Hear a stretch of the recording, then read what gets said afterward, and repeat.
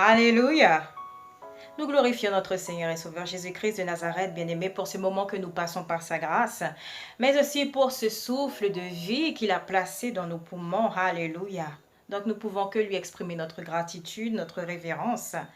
Amen. Alors bonsoir ou bonjour à vous, bien-aimés, où que vous soyez en cet instant même dans le monde. Je prie que tout aille bien pour vous, pour vos familles, pour vos proches, et que vous vous êtes couverts véritablement du sang de Jésus, que vous vous êtes revêtus de l'armure complète du Dieu très haut et très saint, justement, parce que toute arme forgée contre vous sera nulle et sans effet, puisque vous vous accaparez justement ces armes spirituelles de Dieu, ces armes qui ne sont point charnelles, mais qui sont puissantes justement par les vertus de Dieu. Alléluia. Alors, bien-aimés, comme vous le savez, les épreuves par lesquelles ce monde passe actuellement, sachez qu'elles ne sont rien au regard de celles qui sont à venir. Si nous allons par exemple dans le livre de l'Apocalypse, chapitre 18, à partir du verset 4, il est dit, en parlant d'un des anges de Dieu, « Et j'entendis du ciel une autre voix qui disait, « Sortez du milieu d'elle, mon peuple, afin que vous ne participiez point à ses péchés et que vous n'ayez point de part à ses fléaux. » Car ses péchés se sont accumulés jusqu'au ciel et Dieu s'est souvenu de ses iniquités. Payez-la comme elle a payé et rendez-lui au double selon ses œuvres. Dans la coupe où elle a versé, versez-lui au double. Autant elle s'est glorifiée et plongée dans le luxe, autant donnez-lui de tourments et de deuil. Parce qu'elle dit en son cœur, je suis assise en reine. Je ne suis point veuve et je ne verrai point de deuil. À cause de cela, en un même jour, ces fléaux arriveront, la mort, le deuil et la famine, et elle sera consumée par le feu, car il est puissant le Seigneur Dieu qui l'a jugée. Nous continuons ainsi. Et tous les rois de la terre qui se sont livrés avec elle à l'impudicité et au luxe pleureront et se lamenteront à cause d'elle quand ils verront la fumée de son embrasement, se tenant éloignés dans la crainte de son tourment. Ils diront, malheur, malheur, la grande ville Babylone, la ville puissante, en une seule heure est venu ton jugement. Et les marchands de la terre pleurent et sont dans le deuil à cause d'elle, parce que personne n'achète plus leur cargaison d'or, d'argent, de pierres précieuses, de perles, de fin lin, de pourpre, de soie, d'écarlate, de toute espèce de bois de senteur, de toute espèce d'objet d'ivoire, de toute espèce d'objet en bois très précieux, en airain, en fer et en marbre, de cinnamome, d'aromates, de parfums, de myrrhe, d'encens, de vin, d'huile, de fine farine, de blé, de bœufs, de brebis, de chevaux, de chars, de corps et d'âmes d'hommes. Nous nous arrêterons là, bien-aimés. Donc, vous voyez ici ce passage qui figure, je le rappelle, dans le livre de l'Apocalypse, chapitre 18, à partir du verset 4 jusqu'au verset 12. Voyez ceci, bien-aimés, que littéralement, il s'agit de Babylone la Grande. Babylone la Grande qui symbolise en fait l'Église catholique romaine, en d'autres termes, le Vatican qui est le fief des abominations, qui est le fief, bien-aimé, un recueil de démons, parce que justement cet empire romain, justement durant lequel le Seigneur, notre Seigneur et Sauveur Jésus-Christ de Nazareth, a instauré son ministère. Cet empire romain, au fil des siècles, justement, s'est accaparé ça et là des religions païennes selon les civilisations, justement, qu'elle s'est acquise. Donc, voyez encore aujourd'hui ce même esprit d'impudicité, ce même esprit de paganisme, cet esprit d'idolâtrie prévaut encore dans ces églises et font bon nombre de fidèles qui, justement, par ces envoûtements opérés, parce que je vous rappelle, bien-aimés, que le fief du Vatican, l'Église catholique romaine dans son ensemble, surtout en parlant des hauts dirigeants, véritablement, bien-aimés, leur pouvoir et leur autorité leur a été conférée par Satan. C'est ainsi que nous comprenons que le pape lui-même est la tête, c'est-à-dire la bête, pour ce qui est justement du pouvoir religieux.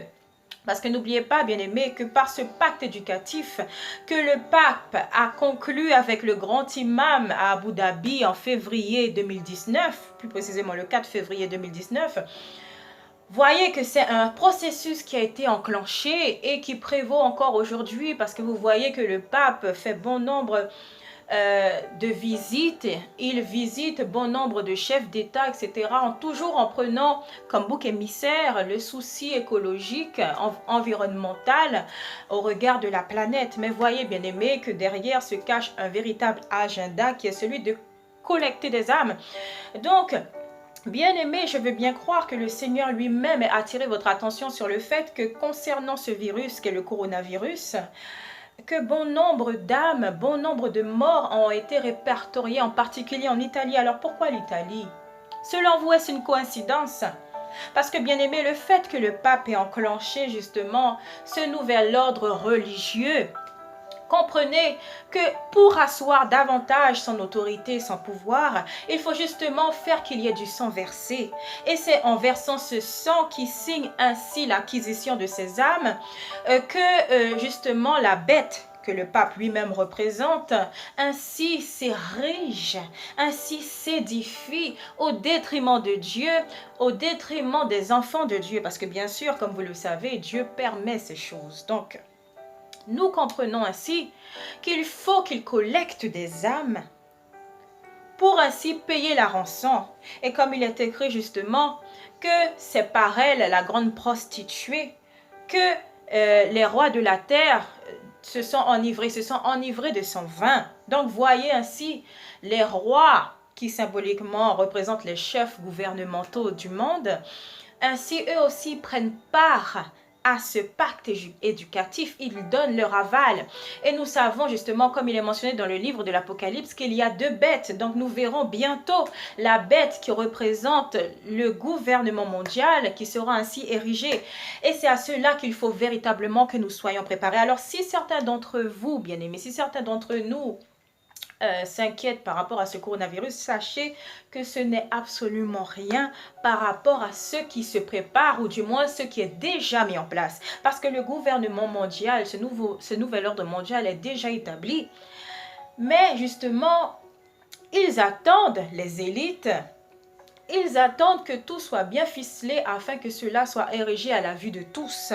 Donc comprenez que ces confinements qui ont ainsi été ordonnés dans le monde pour plus ou moins arrêter la propagation du virus, sachez que cela est purement stratégique parce que de cela découlera également une grande crise économique. Nous l'avons vu ici, que les marchands du monde justement ne pourront plus acheter, etc. Personne ne pourra plus acheter. Donc nous voyons et véritablement, comme cela est annoncé dans la prophétie par notre Seigneur et Sauveur Jésus-Christ de Nazareth, qu'il y aura une grande crise économique et que le monde en pâtira. Et c'est ainsi que les élites pourront asseoir leur pouvoir sur la masse populaire. Et ainsi, bien aimés, pour ceux qui justement sont plus vulnérables, pour mieux faire en sorte qu'ils prennent la marque de la bête. Car comme il est écrit également, bien aimé, toujours dans Apocalypse 18, que ceux qui n'ont pas pris la marque de la bête, que ce soit sur le front ou sur leur main droite, ceux-là, bien aimés, ils seront tués parce qu'ils ne pourront ni acheter ni vendre. Et c'est pourquoi, bien aimés, c'est dès maintenant qu'il faut véritablement, sur le plan spirituel, se préparer, qu'il faut véritablement, bien aimés, s'attendre à ce que cette grande tribulation qui a ainsi ouvert ses portes que nous puissions véritablement, bien-aimés, être armés. Alors c'est par la prière, justement, c'est par les supplications, c'est par le jeûne que le Seigneur nous maintient justement dans ça. À mesure que nous restons ancrés en lui, c'est lui qui nous montre les directives par son Esprit Saint. Et cela ne sert de rien justement de s'affouler, puisque nous savons que le Seigneur détient toutes choses entre ses saintes mains. Ce que nous devons faire, c'est continuer toujours d'alerter nos proches, d'alerter toute personne avec qui nous serions en contact, afin qu'elle puisse voir au travers de ce livre qu'est l'Apocalypse, les prophéties qui ainsi s'accumulent et qui sont véridiques. Donc voilà, bien-aimés, par ce message, je prie que vous soyez endurcis vous-même dans votre esprit, que vous puissiez véritablement, bien-aimés, vous armer sur le plan spirituel et que vous gardiez vos yeux et vos cœurs rivés sur le Seigneur, quoi qu'il advienne. Alors, encore une fois, bien-aimés, le Seigneur est avec nous. Et parce qu'il est devant nous, et parce que véritablement c'est lui qui entraîne, qui exerce nos mains au combat et nos doigts à la bataille, alléluia, comme il est écrit dans le psaume 144, Nous savons ainsi qu'il a plani nos sentiers. Donc nous devons toujours lui faire confiance quoi qu'il advienne. Alléluia. Donc, bien-aimés, je prie que le Seigneur, par son esprit de discernement, de sagesse, de connaissance, de révélation et de vérité, vous insuffle absolument toutes choses dans le cœur et qu'il vous donne la force et le courage, bien-aimés, de faire selon sa volonté ce qu'il vous dictera au moment opportun. Surtout, soyez forts, soyez encouragés, bien-aimés, parce qu'encore une fois, le Seigneur est et demeurera avec nous jusqu'au bout du monde, comme lui-même il l'a promis. Alléluia. Restez bénis en Christ, bien-aimés, et à très bientôt.